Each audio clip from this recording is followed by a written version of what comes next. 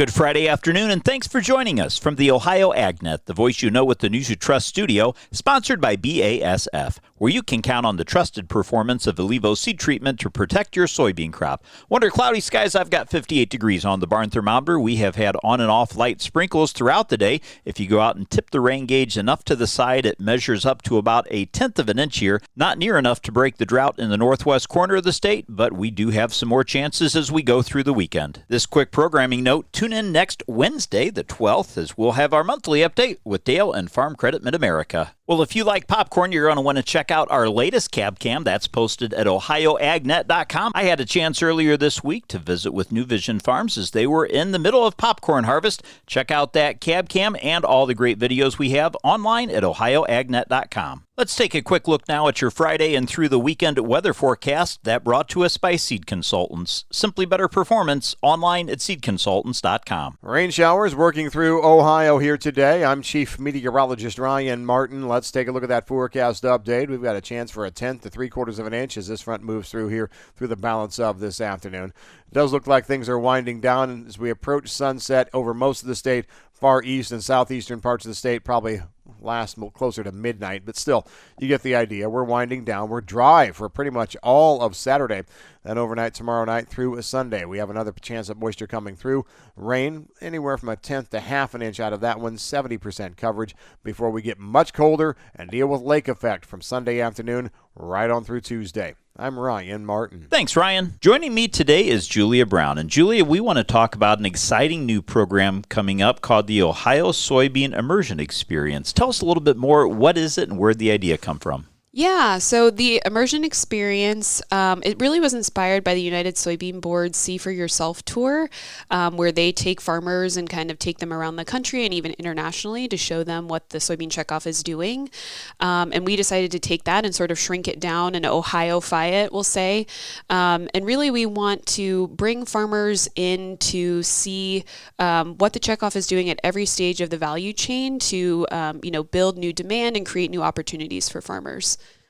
So when we take a look at the program, obviously a lot of things that go on in the state of Ohio that you could tap into.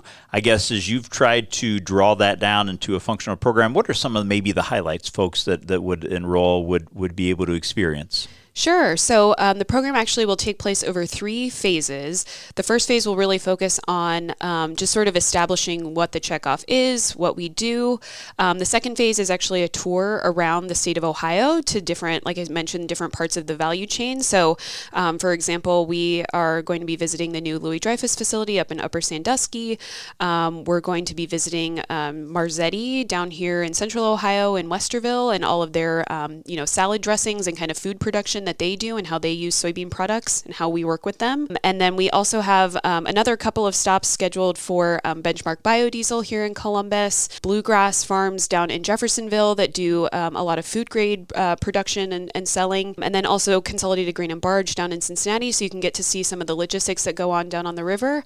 So that's kind of our tour around the state, and then we're actually partnering with Kansas Soybean Organization. We are bringing both of our groups together. They have a very similar program in their state, so we're going to be bringing both of our groups of farmers together in Indianapolis next summer for the United Soybean Board's meeting in July, and we'll get to see some of what the national checkoff is doing with soybean checkoff dollars, and also bring folks together so that our farmers can meet with farmers from Kansas and kind of talk about their different operations and, just get to know folks from a different part of the country. So give us a timeline. When does everything kick off, and how do folks apply or get involved if they're interested? Yeah, so our applications are going to be open on November 3rd. Okay. Those are going to be open through December 17th. It's a pretty simple application process. It's all available on our website, soyohio.org/OSIE.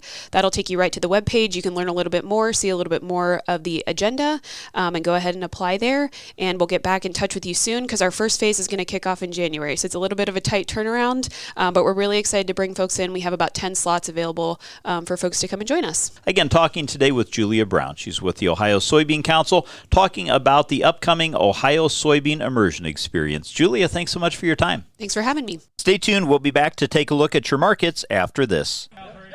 Get the equipment and trucks you need at the Ritchie Brothers' next Great Lakes Regional event on November 12th and 13th. This absolute unreserved auction will feature online bidding, and items are located in Columbus, Chicago, and Detroit.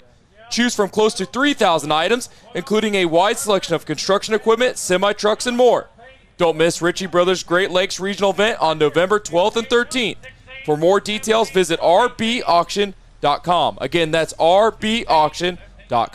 Well, let's take a look now at how your markets closed on a Friday, brought to us by Seed Consultants. Simply better performance online at seedconsultants.com. December corn closed the day down a penny and a half at $4.27 1/4 cents. Your March corn down a full penny at $4.42. November soybeans closed the day a dime higher at $11 1 3/4 cents, with January beans up 9 1/2 cents at $11.17. And wheat for December closed the day down 7 3/4 cents, $5.27 3/4 cents. Your July 26 new crop wheat is down 7 1/2 cents at $5.61 1/2. In livestock, December live cattle closed the day up $2.57 1/2 cents at $221.35. December lean hogs up 42 1/2 cents at $79.40. This is the Ohio AgNet.